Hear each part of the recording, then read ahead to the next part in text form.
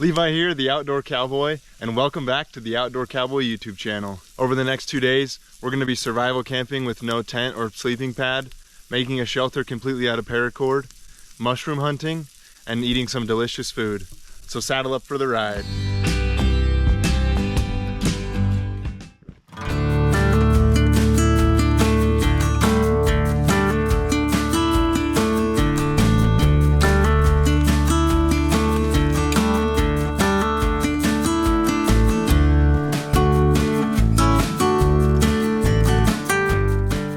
I think we found a pretty good spot to get set up, so we'll get started on making our shelter now. And with our shelter today, we're gonna try something a little bit different. Something I was kind of thinking through is the stuff that I bring in my backpack and kind of what's most important. And something that I always like to have is paracord, or some sort of fastener, something like this, that can be used for many different things. It can be used to put a tarp over you to protect you from rain. It can be used to tie up your food, for a bear bag, whatever it may be. Paracord can be used for so many things. And I kind of wanted to see what more can we do with paracord. So my goal for building this shelter is to use as much paracord as I possibly can. I have a roll of 200 feet of paracord right here, so I hope that's going to be enough because I have no idea how much I'm going to use. My thought for building this shelter is that usually when I build shelters, I'll kind of just put wood down as kind of a sleeping board that's off the ground. And usually that's pretty comfortable. Obviously wood's not super great, but usually I will throw a pad down on a sleeping bag. But I wanted to try camping, obviously without a tent, but without a sleeping pad as well, and see if we can kind of make a hammock sort of thing that's comfortable enough to sleep in with just paracord. So we're gonna get building, got a couple hours left of sunlight. It's overcast right now and looks like it might rain a little bit, but hopefully not too bad so we won't get too wet. Luckily here, we've got great coverage with the trees and we have a tarp in case we need to put it up. So we're gonna get building our shelter. We're gonna grab some trees to use kind of as the outside of it. And then we're just gonna start stringing with our paracord to make where we're gonna sleep. So let's get started on that.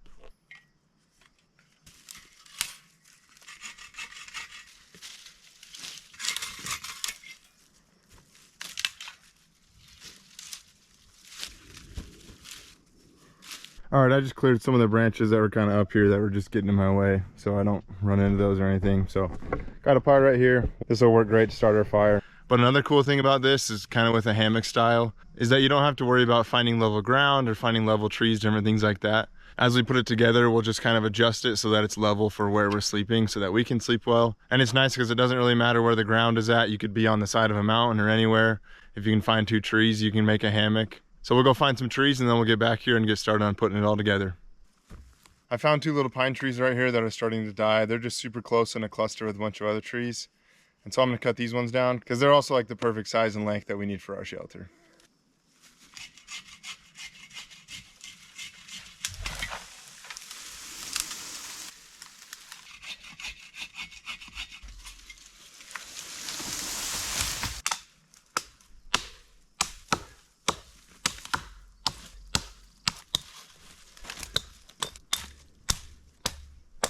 Okay, we got our trees cut down. Our first use for paracord is I'm gonna measure how long we need our logs to be right here. Those trees are pretty big and heavy if you take the whole things. And I purposely got ones that were thick enough to hold us up and then also long enough to go the whole way. So I'm just gonna measure it with paracord so I don't have to carry the whole thing. I'll just cut it up there with our saw and then we'll bring it down here. All right, we got our measurement of how long this needs to be, so now I'll kind of take it up there as a little template. And if I was pretty short on paracord or trying to preserve it, I probably wouldn't have done this. I'm just making it easier for myself since I know I have enough. And I know that I'll be able to find a use for this somewhere, whether it's tying something up or putting a tarp above us or even just what we sleep on.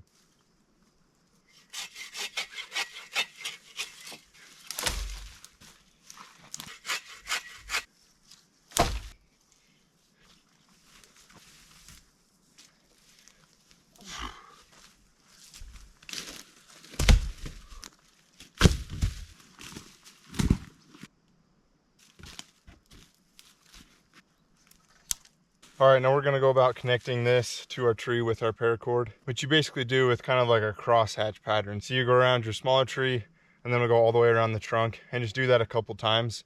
And the friction should be enough to hold our tree up and have no problems with it falling down, even when we're sitting on it or laying on it. And this side, the ground is a lot higher than the other side. So this one, we're not gonna do super high off the ground. And then we're gonna kind of have to set the other one and we might have to adjust it because we wanna make sure that when we're sleeping, we're as parallel as we possibly can be.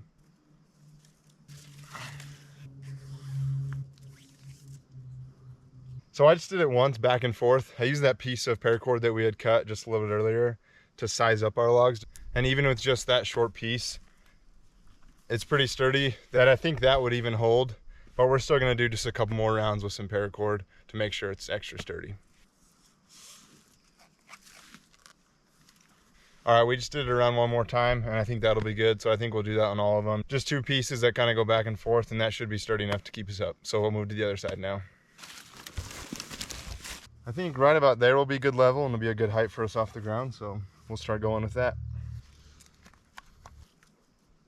Well, we got this side all finished up, and obviously it feels great. I can put my whole weight on it, which with our bed, we're gonna have two of them, so the weight's gonna be distributed a little bit better. So that means this side's totally good.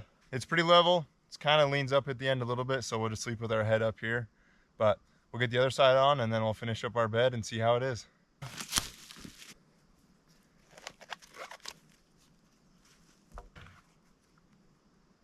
Okay, we got like our frame rails for our bed all fastened and stuff, and they're sturdy enough that we can sleep on it. We're just gonna go across the top of the logs with our axe and just clean up everything so that it's a little bit flatter and there's nothing poking us. And then we'll get the paracord wrapped all the way around it, and that'll be our bed for the night. If I had to guess right now, I'd say we probably have used maybe 30 to 40 feet. I think we probably used about 10 feet of paracord per corner. Hopefully that means we got about 160 feet left, which should be plenty for the rest of the things we have to do. And I'm still thinking about possibly putting up a tarp. It's kind of overcast, but doesn't look like it's gonna rain, so I think we should be fine for the night.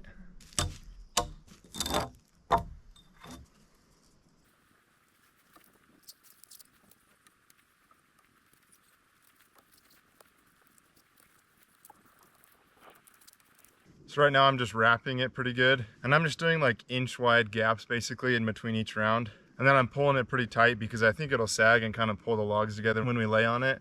So I'm gonna try to make that not happen, but so far it's looking really good.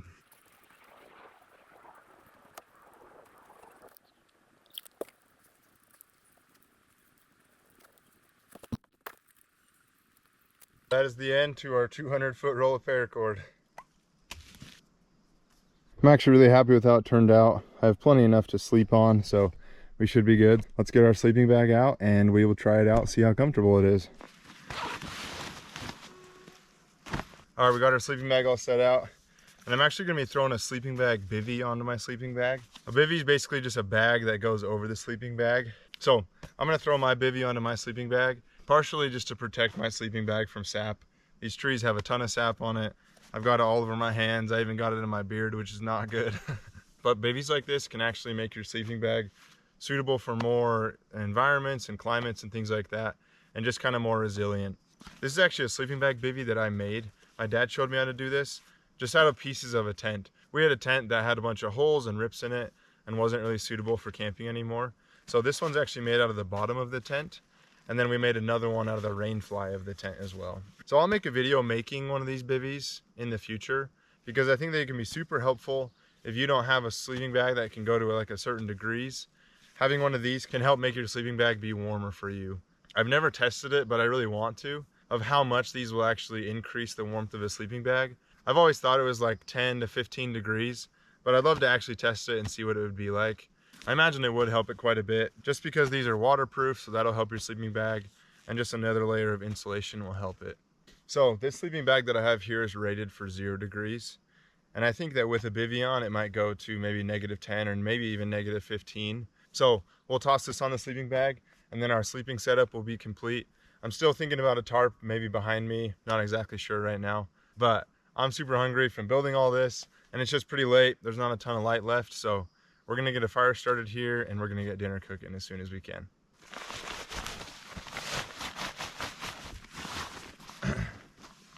All right, we got our bivvy all on, so that's installed. This is all good. I'm actually surprised how comfortable it just feels right now. It kind of cradles me really well. I think definitely finding bigger trees could be good, depending on like how wide you want your kind of cradle to be or your hammock to be. But for now, I'm really happy with this. I think we'll be able to sleep great. But I'm pretty impressed. I'm glad our plan worked out. I think this is definitely a good thing for the future. Obviously, carrying 200 feet of paracord might not be super realistic. Paracord is really nice because it doesn't weigh a lot, but just sometimes you won't have that much with you. But I just wanted to test and see how this would work out, because if you don't have a lot of trees that you can make a bed out of, this could be a good alternative. And also, paracord's super cheap. I think I bought that roll of 200 feet for $17 or $18 on Amazon. So that's really good, all things considered. And also at the end of this, I'm gonna roll it all back up and I'm gonna take it home and probably use it on future campouts as well. So it's not a one-time cost, it's something that you can use multiple times. And like we talked about earlier, Paracord has a ton of different uses, so that's super awesome. So like I said, I'm pretty hungry, so I'm gonna get this prepped for a fire, make a little fire ring. And there's a bunch of dead wood around here, which is really nice. So I'm gonna collect a bunch of that. And then we'll get dinner going, which I'm super excited for because we have some really good stuff. A lot of times areas like this with pine trees have like a pretty thick layer of pine needles on the ground. So I'm gonna kind of try to dig down and get through that. And then I'm gonna go find some rocks and stuff to make a fire ring. I'm just gonna try to get to the dirt just because sometimes the pine can just smoke a ton. And we don't really want that. We want a fire that we can cook stuff off of. So I'm gonna dig down here and get to the dirt and get the pine needles out of the way. And then I'll make a nice fire ring. I'm gonna get a fire started and get dinner going. That looks pretty good for us. We got down to dirt, so we'll just go grab some rocks and things to make a little fire ring. Found these really cool, just kinds of sandstone, just some sedimentary rock, just meaning it's just rocks and dirt and sand that have just been pressed together over thousands of years, and now they're a nice hard rock. These ones are actually fairly crumbly though, like you can see that I can just kind of pull them apart, but some of them are a lot harder than that. All right, we got ourselves a nice little fire pit with a fire ring around it made, which fire rings don't have to be anything crazy, just something simple like this, just because I like to be safe. Fires can obviously help us a lot, help us cook our food, purify water, keep us warm. But I'm a really big advocate for fire safety, being with conservation. Obviously, burning down the forest is not a good way to conserve it. So just being really careful with your fire, just because I have kind of stuff around me, which there's a really low likelihood that it will catch because a lot of it is really wet and green. So depending on your situation, you feel it out and see what's best for you for starting a fire. If you're in a desert and there's nothing around you that can catch, then you probably don't need a fire ring. But in this situation, I'm just gonna make one. And also think about embers going up in the air. I'm kind of under some trees just for nice cover for rain and weather, but that also could be the possibility of embers going up. Luckily, these trees are still pretty alive and they don't have branches up for a little ways, so I'll be careful, but I'll make sure to watch it for sure.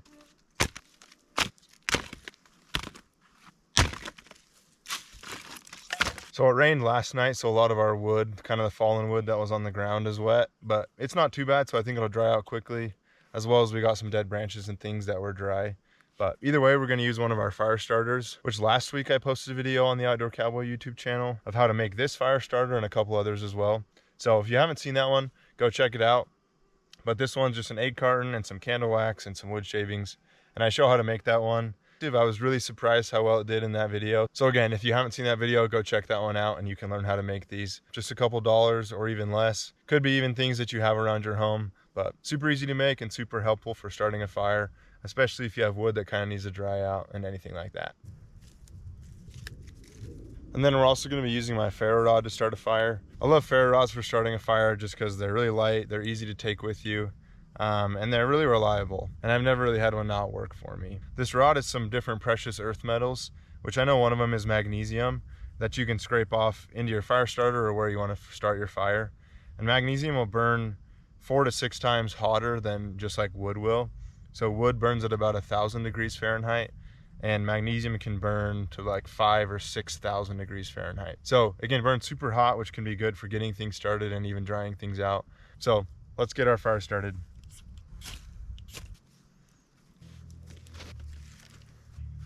We got our fire going.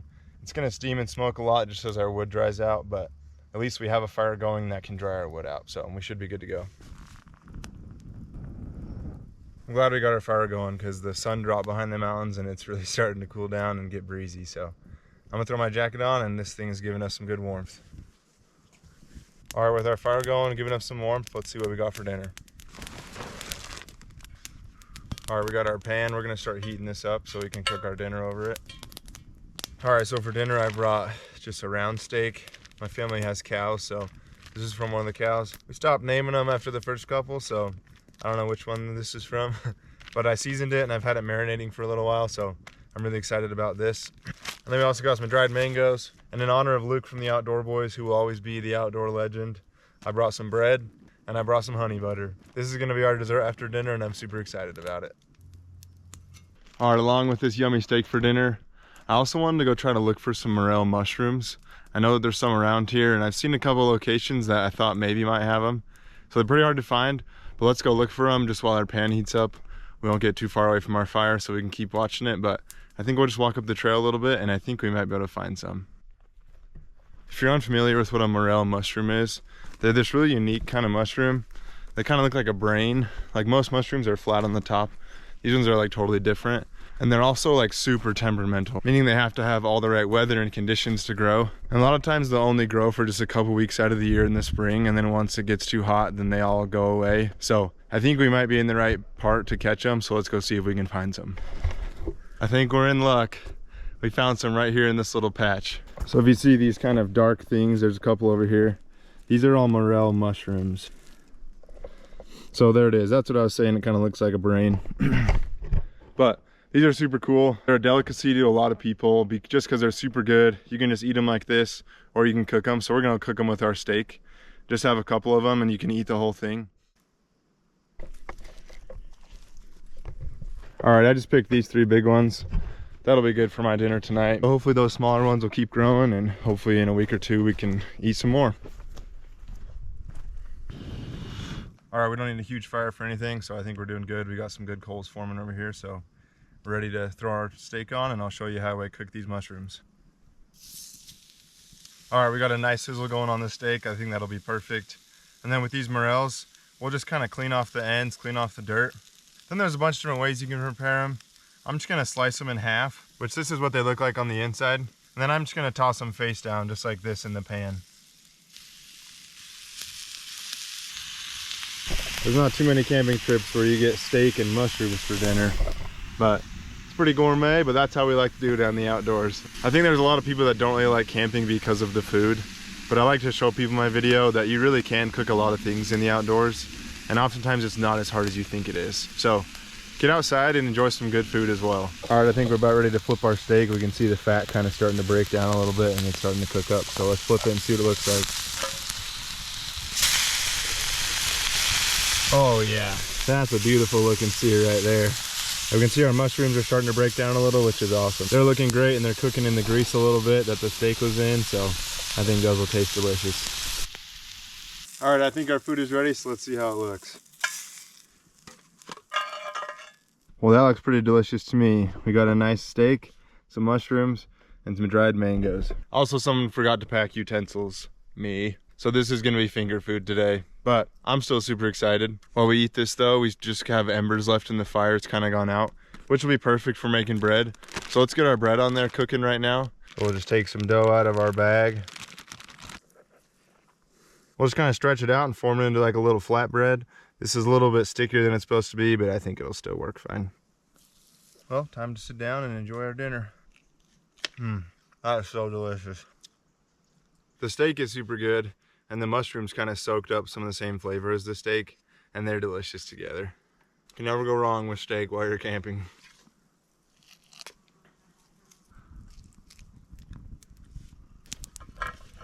All right, we've got a clean plate, and our bread will be done here in just a minute or 2. All right, I just kind of tossed our bread on there to finish it up, and then also I'm gonna set the honey butter right here just to kind of warm it up by the fire and get it melting. All right, in honor of Luke from the Outdoor Boys, one of the greatest outdoorsmen to ever do it, we've got freshly baked bread I just made over the campfire and some nice honey butter. That is so delicious. He was not wrong. I'm dripping it everywhere, but it's so good. I don't know if any dinner in the outdoors will beat steak, mushrooms, and fresh bread and honey butter. All right, well, we got dinner all finished up. It was delicious. I'm just gonna pack up a little bit around here, and then I just kind of want to go explore. I think there should be some cool lookouts over here that we can go find. We'll go do that, and then we'll come back and get our fire started again, and then we'll kind of get ready for bed. It's getting a little bit late. The sun is just setting, so temperatures are gonna start dropping and it's gonna get darker pretty quick. But the sky's like totally clear, so I think we'll be okay without a tarp. And I'm just gonna clean up around here a little bit, and then we'll go for a hike and see what we can find. All right, we got camp all cleaned up. I'm just gonna let the fire run out, eat a few more mangoes and drink some water. But that bread and honey butter was so good, I had to fight myself to not make another one, because that's gonna be my breakfast in the morning, so I couldn't use all the dough tonight. But I'm super excited for breakfast.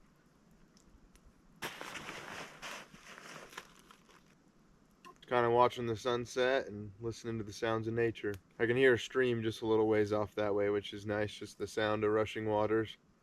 And then there's a lot of grouse in these trees, which are really hard to get on camera because their camouflage is amazing. But like their call almost sounds like a generator. And it's just a weird noise for a bird to make. But it's really cool to hear as you're walking by. You won't be able to see them because they're up in the top of the trees and they're good camo. But they just make this crazy noise that just sounds like nothing else. But no matter what, I just love being out here in nature. It's my therapy.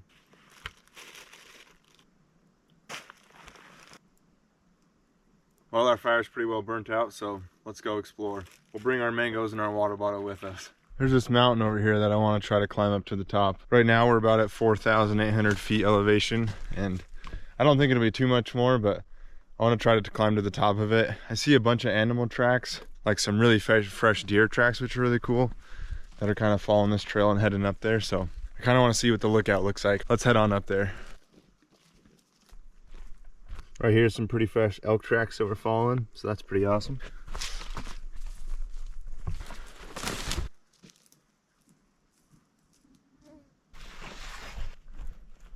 Just was walking along and found a really nice turkey feather on the ground, which is super cool. Turkey hunting season and mating season just ended a little bit ago, so it's pretty cool to be able to see one of these, and it's one that's in such nice condition. All right, we made it to the kind of top of the mountain, and there's this really cool little meadow just with this incredible view.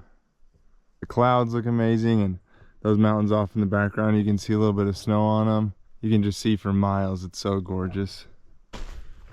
All right, we're headed back down the mountain now.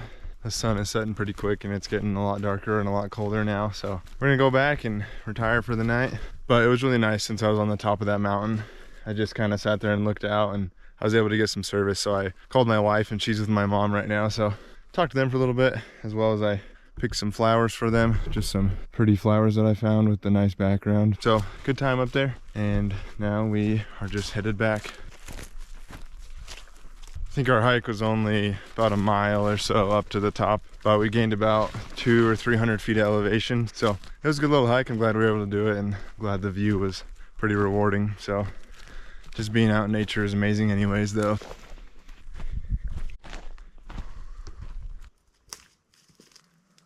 Well, we made it back to camp with the spoils, turkey feather, and a nice bouquet for my wife. So I think I'm just gonna get the fire started again for a little, and then hop in bed and read my book for a little and just let the fire die out. And then I'm just gonna head to bed because it's getting pretty late.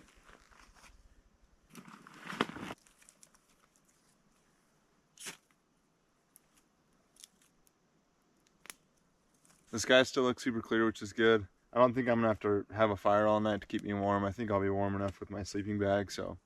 And I'm just gonna sleep in my layers, so I think I'll be good, but I'm just gonna gather some wood for the morning and set it here, and then I'll hop into my bed. All right, I got a little bit of wood gathered, just stuff that'll get me started just to make breakfast in the morning. But while I wait for this to get going, I'm just gonna sharpen my knife a little bit. This is a knife that I actually forged out of an old car leaf spring, and then I just did like a paracord handle because I really like paracord. And I hope to do some videos in the future of forging other things. I'd love to forge a knife similar because I've loved this thing. It's just got some good weight to it, so I can whack off branches and things, but it still stays super sharp to cut things up, and it just works for everything. So there'll be some videos in the future of forging projects, whether that's forging a hatchet or a knife just like this. So I'm just gonna sharpen it for a little. I have this sweet knife sharpener that pops out, and then the case becomes the handle, and it just has a coarse side and a fine side. So I'm just gonna run over that a little bit. Doesn't need a ton, but just a little bit to keep the edge sharp. So let's do that for a little bit. And it's important to keep your tools, like your knives and other things, sharp. First, just so that it can do the things you need it to, right? If it can't cut stuff, then it's kind of pointless. And a knife is probably one of the most useful tools you can have. So making sure that you have a sharp knife, but it's also known to be safer because it's more predictable. If something is dull, it might catch something and it might jump. And if you're not ready for that, you can catch part of your finger and it's sharp enough to take that off. So it's really important to keep your tools sharp enough that they'll be predictable and they'll be safer, but also that they can get the job done that you need them to.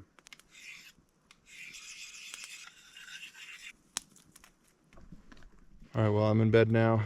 I'm just gonna read my book for a little while until it gets dark and just let the fire run out. So, but again, I'm super surprised at how comfortable this is. It really does kind of cradle you, so I'm super impressed with that. I'm glad we tried it because it turned out really well, and I think it'll be really comfortable tonight. And I think it'll be warm enough. If I have to start a fire, I will. But skies still look super clear, so I don't think we'll have any precipitation. But yeah, I'm just gonna read my book for a while, and I will see you guys in the morning.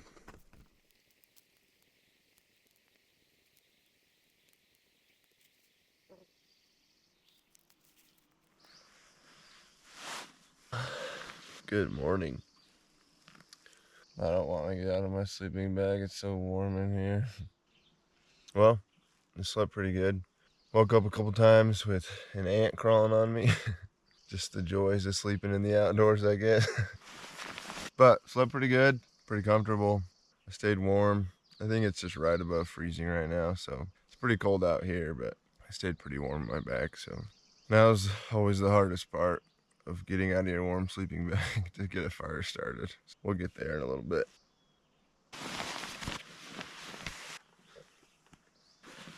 Wasn't actually too bad last night. It was really clear, so luckily we got no rain or anything. But it was nice. I could see all the stars and stuff, so it was a really pretty night.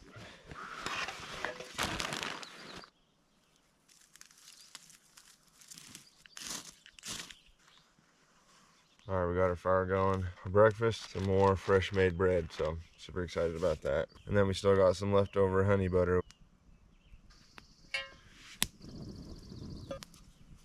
There's a lot of dew on the ground, so even the wood we had cut yesterday is a little bit wet. And then the other wood I'm finding is a little bit wet, so it's taking a little longer to burn just so it can dry out, but we got a good fire going, so. While our bread's cooking and our honey butter's warming up, I'm just gonna pack up a little bit and clean. I don't think we'll need any more wood for the fire. I think we'll just be ready to go when this runs out. So I'll clean up my saw and stuff and be ready to put my sleeping bag away. But I think before we go, I think I'll go grab some more morels. That was super exciting to find those mushrooms, and I think I'm gonna take some home. So we'll go find some more of those before we leave, and then we'll get all packed up and we'll get out of here.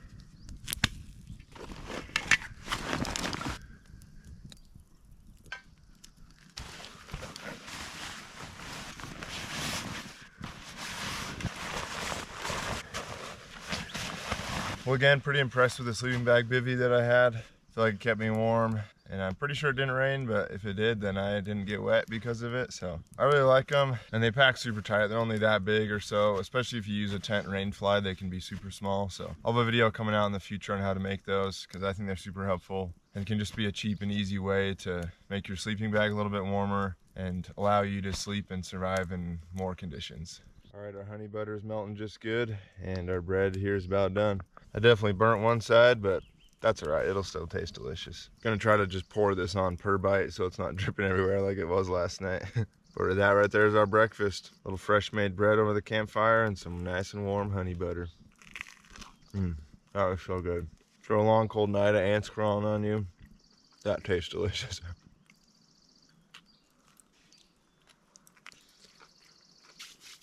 Well, that breakfast was delicious. Success. I got a full and warm belly now, so our fire here is almost gone and we're mostly packed up, but while we're waiting for this to burn out, we'll go try to find some more morel mushrooms real quick to take home, and then we'll get all cleaned up here and we'll head on out of here. So let's go do that.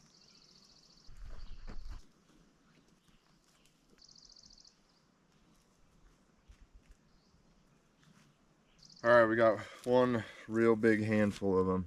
This is pretty much all of them I could find. I figured I'd grab most of them right now just because I don't know how long these are gonna last. I don't know when I'll be able to make it up here next, probably in a couple weeks, and they might all be gone by then. So I'm gonna grab them now to take them home to eat and to give to friends and family that like them as well. So great amount right there. That'll make a lot of yummy meals. All right, let's head back to camp and we will get all cleaned up and we'll head on out of here. I realized the only like Ziploc bag that I have is the one that I had my bread in, which is pretty doughy on the inside, so this might just be pockets full of mushrooms on the way out. Alrighty, made it back. Fire's almost out. Let's see how cleaning this up goes, because I want to try to wrap up all the paracord back into the little spool I had. So not exactly sure what will be the best way to do that, but we'll figure it out.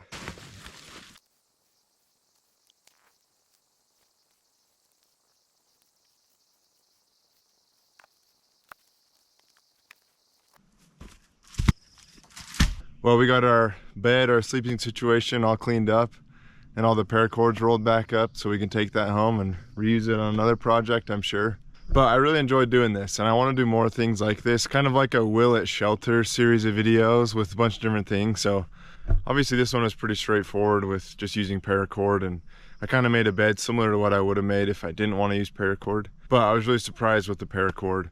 With no sleeping pad, it was fairly comfortable and it held. I used 1,000-pound paracord, so it didn't break. So I guess you know that I'm not over 1,000 pounds. But it worked pretty well, all things considered. So let me know if there's any other things you want me to build a shelter out of. And it can be like really extreme things, like if you want me to build a whole shelter out of duct tape or whatever you can think of. And let me know, because I'd love to try them. I think it'd be really fun kind of during the summer to try out a bunch of different kinds of shelters and just have fun with different things that we can try to make shelters out of crazy things and see if we can make them work for sleeping overnight and surviving. So let me know what you think, if you can think of anything that'd be cool to build a shelter out of. But really enjoyed this today. So let's just get our fire out and we'll get all packed up and then we'll head on out of here. All right, we're all cleaned up. Got one of my backpack pockets full of mushrooms, and I got my bouquet of slightly wilted flowers. So fire's out and we are ready to get rolling.